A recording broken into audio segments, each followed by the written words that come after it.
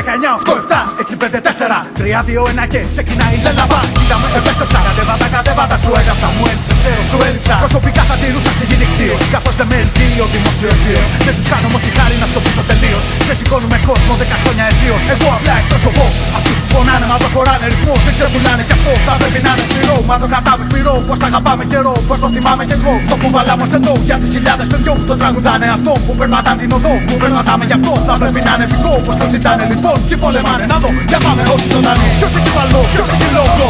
Ποιος δεν δέχεται να πάει με τον όχλο. Ποιος έχει ψυχή να βγάλει φωνή. Για να ακούσει, για να δω, πάμε όσοι ζωντανοί. Ποιος έχει σηκώ, ποιος έχει πνεύμα. Ποιος δεν δέχεται να πάει με το ρεύμα. Ποιος μπορεί να ξαναβγάλει φωνή. Για να ακούσει, για να δω, πάμε όσοι ζωντανοί. Ποιος μπορεί να ξαναβγάλει φωνή.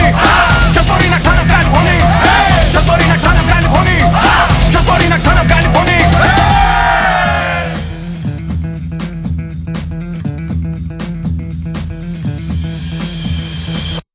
Εκπροσωπώ το λευκό και το γαλάζιο. Το ύφος μου δεν το αλλάζω. Σου βάζω σπάζω κεφάλια με κάθε ρήμα.